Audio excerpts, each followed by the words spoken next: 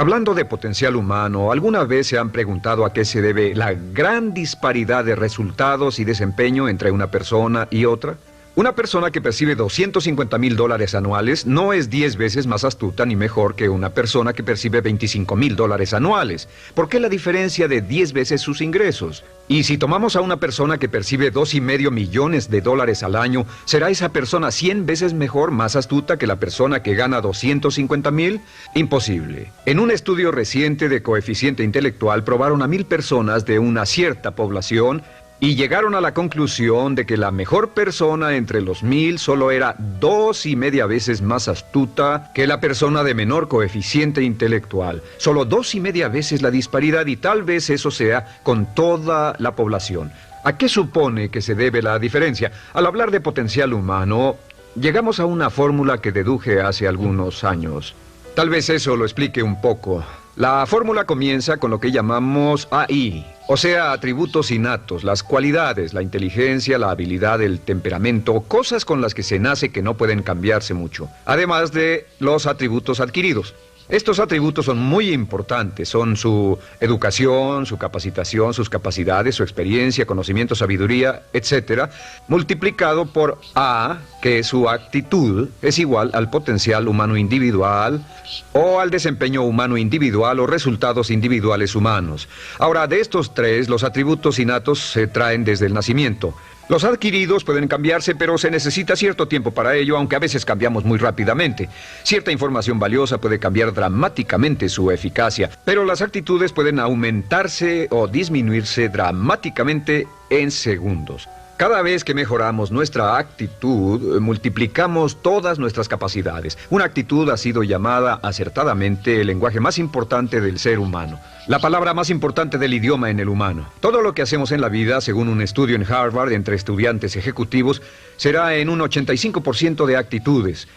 Un 85% de su éxito estará determinado por su actitud. Eso significa que está determinado por cuán positivo o cuánta actitud mental positiva se tenga. Las personas con actitudes mentales positivas tienden a avanzar más rápidamente, se mueven hacia la cima en organizaciones valiosas, ganan más dinero, sacan más satisfacción de la vida. Una actitud mental positiva no significa que baile por las calles y arroje flores. Solo significa que tome una actitud constructiva en general, o se aproxime hacia su trabajo, su vida, sus problemas, relaciones, etc. Según el informe Cox de las empresas americanas, según la revista Success, un 85% o más de todo lo que se logra se debe a la actitud. Y la pregunta es, ¿de dónde vienen las actitudes? Las actitudes vienen de las expectativas. Muy simple, ya hablamos de eso. Y una forma muy poderosa de mejorar su actitud instantáneamente es decir, aunque no lo crea, pienso que algo maravilloso va a ocurrirme hoy. Como dijimos antes, nuestras expectativas sobre los desenlaces determinan nuestra actitud. Si espera que las cosas salgan bien, tendrá una actitud positiva. Si espera que salgan mal, tendrá una actitud negativa. Y lo maravilloso es que podemos fabricar nuestras expectativas. Podemos esperar lo que deseamos. Podemos esperar cosas buenas, cosas malas, y no nos decepcionaremos. ¿De dónde surgen nuestras expectativas? Nuestras expectativas surgen de nuestras creencias y de nuestros valores. Son el centro de los factores motivacionales de nuestra personalidad, nuestras creencias, y esto nos conduce a un entendimiento del potencial humano. Significa básicamente que nuestra actitud es una expresión externa de lo que está ocurriendo internamente, y esto es consistente con las leyes mentales. Con respecto a las creencias, cada uno de nosotros tiene muchas creencias en el fondo que los psicólogos llaman los conceptos propios.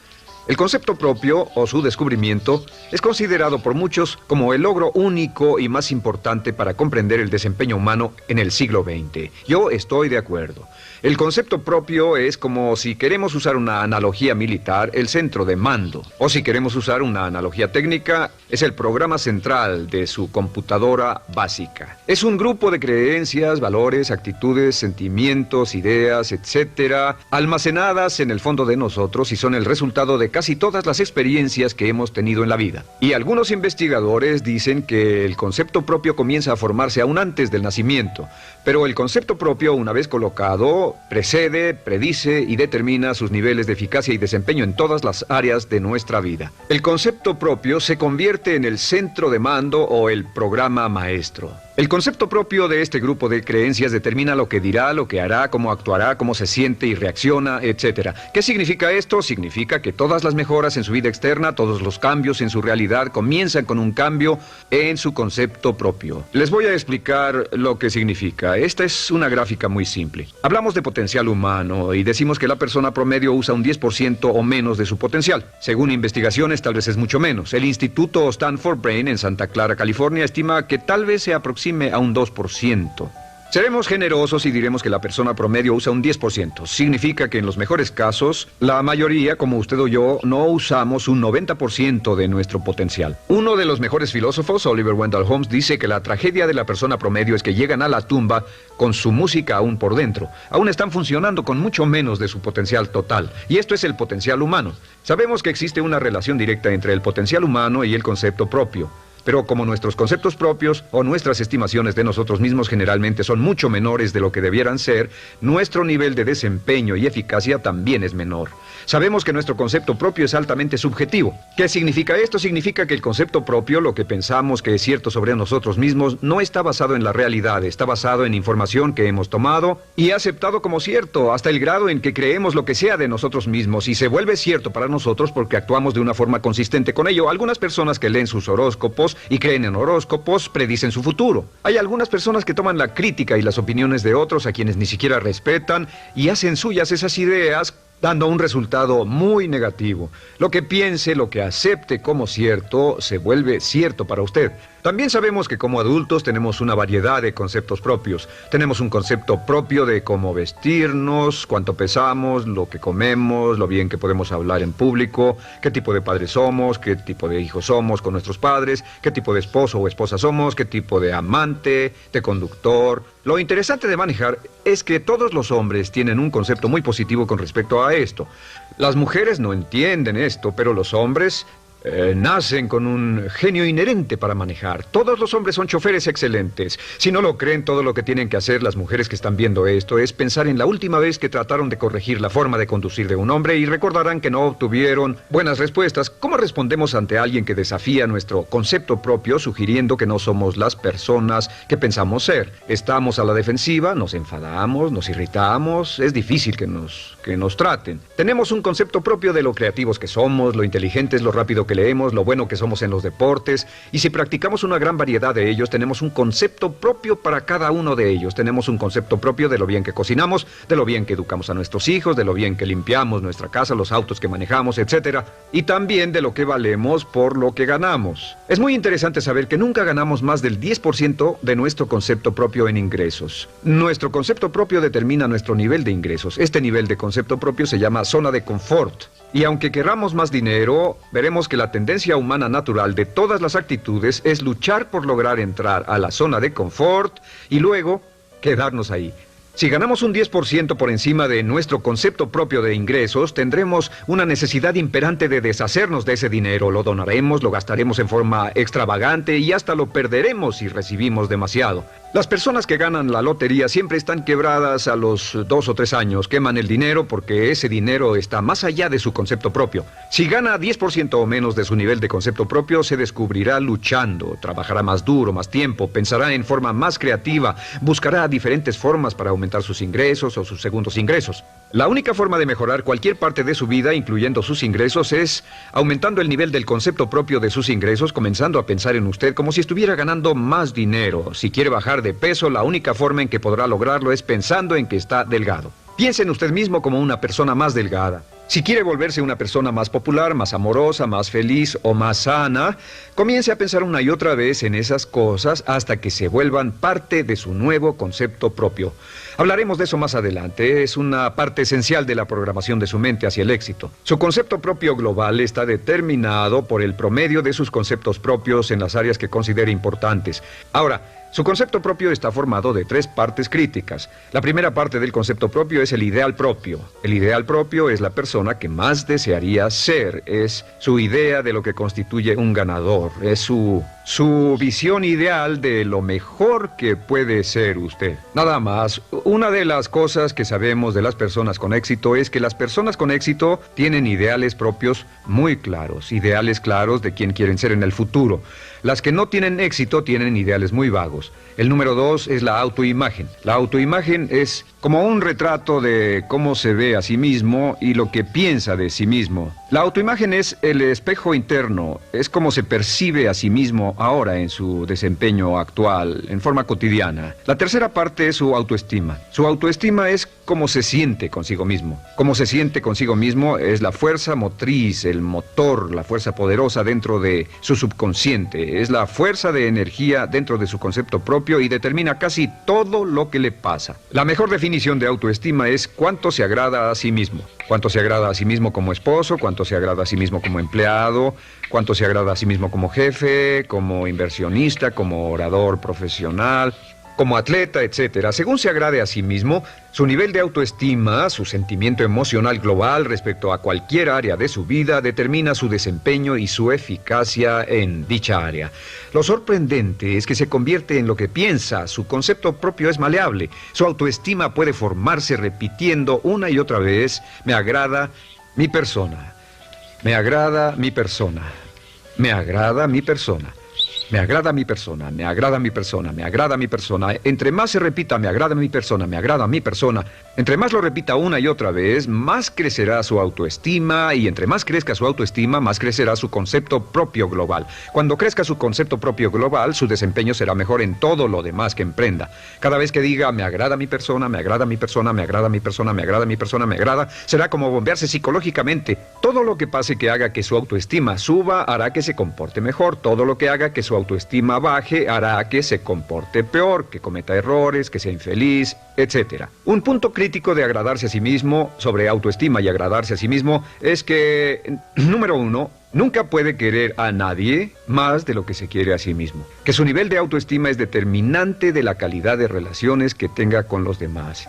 Y número 2, es que nunca puede esperar que nadie más lo quiera o respete más de lo que se respeta a sí mismo. Cuanto se agrade o se respete a sí mismo, determina sus actitudes hacia usted. Todas las escuelas de psicología actualmente están de acuerdo en el hecho de que depende de lo que usted realmente se quiera y se respete a sí mismo como un ser humano valioso e importante, tiene efecto sobre todo lo que le pase. Cuánto se agrade a sí mismo, y lo que puede hacer es mejorar su autoestima diciendo: me agrada mi persona, me agrada mi persona, me agrada mi persona, me agrada mi persona. Y esto nos lleva a la pregunta: ¿de dónde viene el concepto de autoestima? Y descubrimos que el concepto propio es maleable, puesto que no nace con este concepto propio, no nace con ninguna idea sobre sí mismo, no nace con autoimagen ni autoestima, nace en cierto modo como potencial propio. Es la mejor forma de plantearlo. La persona promedio llega al mundo como potencial puro y no tiene el concepto propio de que todo lo que es ahora, todo sentimiento que tiene, toda actitud o valor, tuvo que aprenderlo en el transcurso de su vida. También sabemos que el niño llega al mundo con una necesidad imperante de amor y contacto.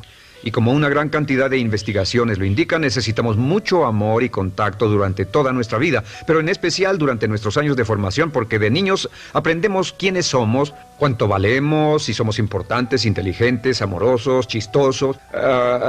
Todo esto lo aprendemos por la forma en que nuestros padres nos tratan. Si nuestros padres, nuestros parientes, tíos o tías, en especial nuestros padres, nos tratan como si fuéramos realmente importantes, crecemos pensando que somos realmente importantes, pero si nuestros padres no lo hacen, pasa algo más. Sabemos que los primeros años de vida son los más importantes para el desarrollo del concepto propio, que un niño comienza a partir de cero. El niño nace sin saber quién es él o ella. Son sumamente valiosos el primero, segundo, tercero, cuarto y quinto años de vida. Algunos psicólogos pensaban que eran los 5 primeros años, pero ahora dicen que son los 3 primeros años. En sus 3 primeros años de vida el niño aprende quién es, y dicen que si se les da suficiente cantidad y buena calidad de amor en los 3 a 5 primeros años, los prepara usted de por vida. Los coloca en una base sólida de autoestima y confianza en sí mismos, valor e importancia realmente. Existe una relación directa entre la calidad y la cantidad de amor y el desarrollo de una personalidad sana. Entre más amor, amor incondicional, reciba un niño en sus años formativos, más fuerte será la base de su personalidad.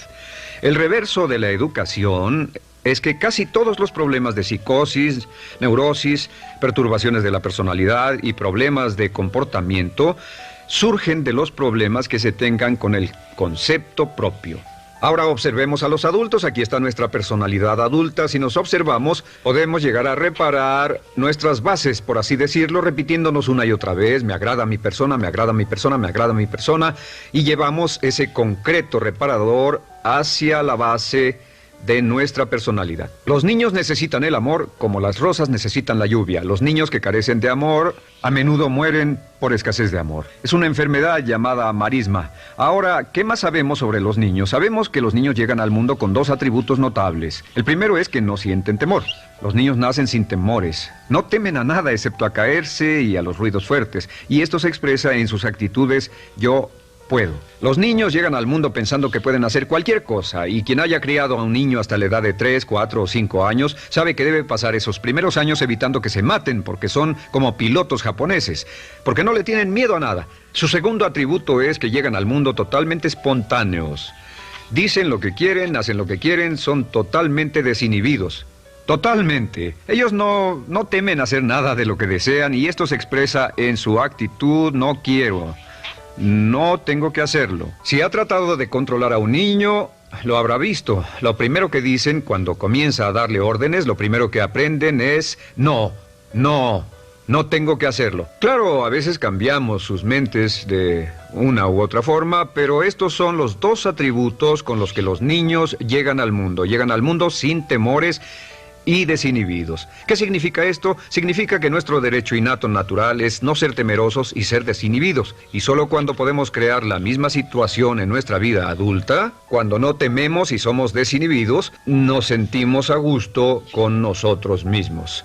Las mejores organizaciones, las mejores compañías son las que crean un ambiente donde nos sentimos sin temores y sin reservas para ser nosotros mismos y para hacer lo mejor de nosotros. Al crecer descubrimos que los niños aprenden de dos maneras. La primera es por imitación. Imitan a uno o a ambos padres, en especial al padre dominante. Algunas veces el padre dominante cambiará cuando crezca el niño, y a veces los niños imitan al padre, a veces a la madre, pero aprenden por imitación. Muchas características y hábitos que tenemos como adultos los aprendimos de nuestros padres. ¿Alguna vez ha tenido la ocasión de gritarle o reñirle a uno de sus hijos? Verá que le dice las mismas cosas que le dijo su padre a usted cuando era niño. Así que imitamos. A veces imitamos su caminar, a veces su forma de hablar, a veces imitamos sus valores, sus creencias, etc. Aunque esos valores y esas creencias no tengan ningún valor. ¿Por qué? Porque nuestros padres eran así cuando nosotros éramos niños. La segunda forma en que aprendemos es pasando de la incomodidad, lo que no se siente bien, hacia la comodidad. Freud llamó a esto el principio del placer. O sea que nos movemos hacia aquello que nos hace sentir cómodos, lo que nos da placer, lo que nos hace sentir bien con nosotros. Nos movemos de la incomodidad hacia la comodidad. Así es como aprendemos a no mojar el pañal, por ejemplo. Sabemos que no es agradable caminar con popó o pipí en nuestros pañales. Vemos lo que hacen nuestros padres, vemos lo que nuestros parientes hacen y decimos: estas personas no hacen lo que yo. Así aprendemos a caminar y lo demás. Así que de la incomodidad hacia la comodidad. Durante toda nuestra vida, por cierto, así es como aprendemos. Imitamos leyendo lo que otras personas hacen, estudiando libros y en el trabajo, imitamos cuando vamos a la escuela y hacemos lo que nos da resultados positivos, lo que nos da refuerzos positivos, y hacemos cada vez menos las cosas que nos causan incomodidad o dolor. Ahora, muy temprano en la vida, como equivocación o como resultado de una equivocación que los padres cometen en la crianza, los niños comienzan a aprender hábitos y patrones negativos. Los patrones y hábitos negativos tienen sus raíces principalmente en la crítica destructiva. La crítica destructiva comienza muy temprano en la vida, a veces en los primeros meses. Y la crítica destructiva la usan los padres para dirigir y controlar a sus hijos. Desafortunadamente, tiene un efecto muy peligroso y dañino sobre nosotros, ya que la crítica destructiva tiende a minar la integridad de la personalidad del niño. Muchos de nosotros, incluyéndome a mí y a muchos de ustedes, nos hemos visto minados y heridos por la crítica destructiva más que todas las guerras en la historia. Ahora, Como resultado de la crítica destructiva, comenzamos a desarrollar hábitos y patrones negativos. Los patrones de hábitos negativos son respuestas condicionadas hacia los estímulos. Los patrones de hábitos negativos se desarrollan en los inicios de la vida. Se desarrollan como resultado de una repetición del temor y el dolor una y otra vez. Se desarrollan como resultado de la crítica destructiva, el castigo físico, etc. En los inicios de la vida comenzamos a desarrollar dos manifestaciones que nos persiguen durante toda nuestra vida y más que ninguna otra cosa inhiben nuestro potencial. La primera es la llamada patrón de hábito negativo inhibido. El patrón de hábito negativo inhibido se aprende cuando al niño le dicen una y otra vez no. Aléjate de ahí, no toques eso, y se le castiga. Cuando el niño intenta algo nuevo, o se involucra con algo, o huele algo, o derrama algo, o rompe algo accidentalmente, el padre estalla y se enfada mucho. Como ven, el niño está impulsado por la curiosidad insaciable de explorar su mundo. Y lo que pasa es que cuando lo explora o se interesa y echa a perder algo, si el padre reacciona golpeando al niño, el niño comienza a pensar cada vez que intento algo nuevo, cada vez que intento algo diferente, cada vez que voy más allá de mis límites, cada vez que me salgo de mi zona de comodidad, cada vez que no juego sanamente, me golpean, me castigan, me lastiman, me envían a mi alcoba y me siento mal. Y muy pronto el niño desarrolla el sentimiento de no puedo. No puedo, no puedo. Cada vez que trato algo diferente, me castigan. No puedo, no puedo, no puedo. Es como la respuesta de Pavlov. Pavlov sonaba la campana y le daba de comer a un perro, y el perro salivaba, y Pavlov alimentaba al perro. Mientras sonaba la campana, el perro salivaba y siguió haciendo eso, y después Pavlov solo sonaba la campana y el perro salivaba. Lo que pasa en la vida adulta es que esto crea lo que llamamos temor al fracaso. El temor al fracaso es una respuesta condicionada a un proceso de crítica destructiva que ocurre en los primeros 5 o 6 años de la vida.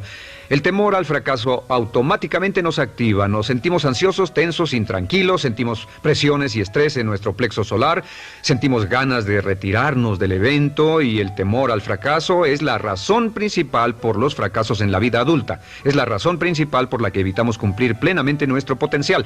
De hecho, todos los patrones de hábitos negativos se experimentan en el cuerpo físico. Puedes saber cuál es un patrón de hábito negativo porque se siente en el cuerpo físico, precisamente. El patrón de hábito negativo inhibido, el temor al fracaso, el no puedo, ocurre primero que todo en el plexo solar. ¿Ha tenido la ocasión donde debe hablar frente a un grupo, debe ir a una revisión de su desempeño o debe hacer una llamada determinante? Primero su plexo solar se aprieta. Si el temor continúa, su respiración se acelera.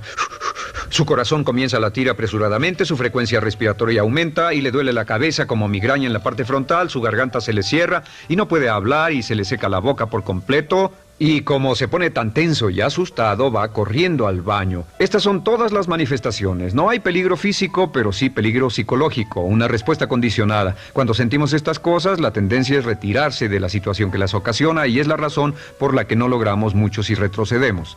Es muy importante. El segundo patrón de hábitos negativos es el compulsivo. El patrón de hábito negativo compulsivo se aprende cuando a los niños se les dice una y otra vez, más vale que lo hagas. Si no lo haces, tendrás problemas o me las pagarás. A los niños se les convierte en recipientes del amor condicionado. Los padres no intentan hacer esto, pero lo que hacen es sugerirle al niño, no te amo. Por lo tanto, no estás a salvo, a menos y hasta que hagas lo que yo quiero. El niño crece sintiendo, tengo que hacer lo que quiera mi mamá. Debo complacerla, debo complacer a papá, debo complacer a los demás, debo complacer a mis parientes y a veces debo complacer a mis semejantes, debo complacer a mis maestros, debo complacer a todo el mundo y crecen con esto, debo. No puedo hacer lo que quiero hacer, debo hacer lo que complace a las demás personas. Este patrón de hábito negativo muy temprano en la vida se traduce en el temor al rechazo. El temor al rechazo lo experimentan los hombres como adultos como un comportamiento tipo A. Hablaremos del comportamiento tipo A posteriormente.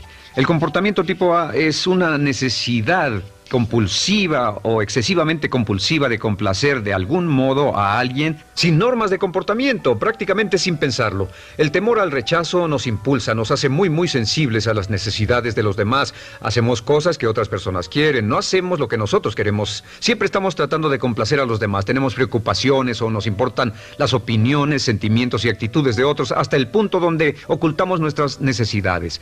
El temor al rechazo se siente en la columna del cuerpo. Se divide el cuerpo a la mitad y se siente hacia abajo en la mitad posterior del cuerpo. El primer lugar donde comienza a sentirse el temor al rechazo es generalmente en los hombros y el cuello. Nos sentimos entumidos, duros, tensos. Cuando tenemos mucho que hacer sentiremos un estrés tremendo en la columna. Los músculos se estiran en la parte posterior. A veces se manifestará como flebitis y venas varicosas y a menudo nos darán dolores de cabeza en la parte posterior de esta porque las arterias carótidas que llevan la sangre hasta la cabeza, los músculos a su alrededor se contraen y la cantidad de sangre que fluye hacia la cabeza fluye más lentamente y se siente un terrible dolor de cabeza en la parte posterior.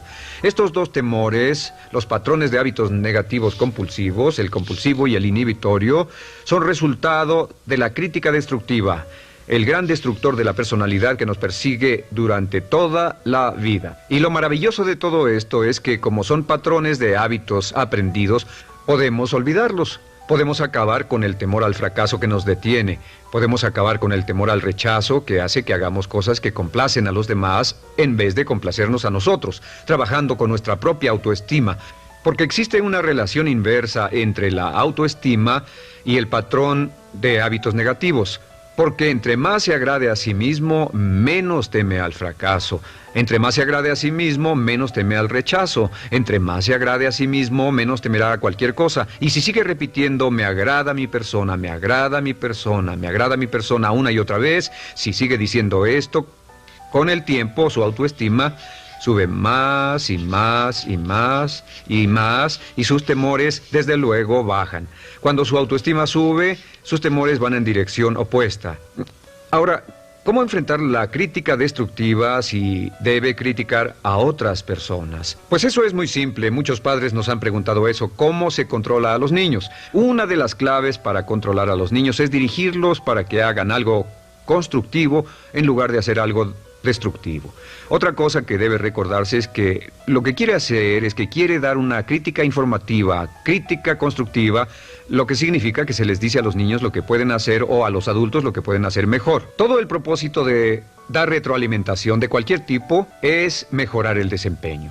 Si es padre o si es jefe o si es una persona en una relación, si una persona está haciendo algo malo o inadecuado, todo el propósito de darles cualquier tipo de retroalimentación es para que puedan hacerlo mejor. Sin embargo, existe una relación directa entre la autoestima y la crítica destructiva. Cada vez que se critica a una persona, su autoestima baja. Y cada vez que su autoestima baja, su habilidad para desempeñarse baja. Si critica a una persona en forma destructiva demasiado tiempo, llegará a un punto donde no intentarán nada. Se convierte en lo que llamamos hipersensible. Un adulto hipersensible es aquel que no puede aceptar críticas de nadie. Un adulto hipersensible es una persona que está muy tensa, ansiosa, si siquiera sugiere que no está haciendo lo correcto. Si trata con un adulto hipersensible, la clave es sentarlo y recordar 4 cosas. Número 1, comenzar con alabanzas. Número 2, proteja la autoestima de la persona a toda costa. Número 3, discuta el desempeño y no a la persona. Hable del comportamiento más que de la persona.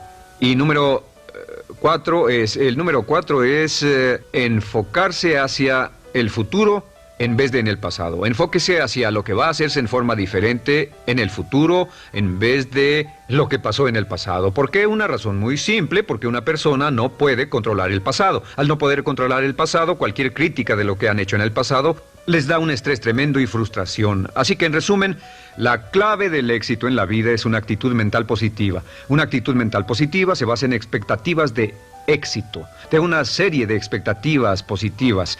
Esa serie de expectativas positivas se basa en sus creencias y en su concepto de sí mismo. El centro de su concepto propio que determina su eficacia en la vida es su autoestima, y su autoestima se mide por cuanto se valore a sí mismo. Las dos cosas que nos frenan más que nada son el temor al fracaso y el temor al...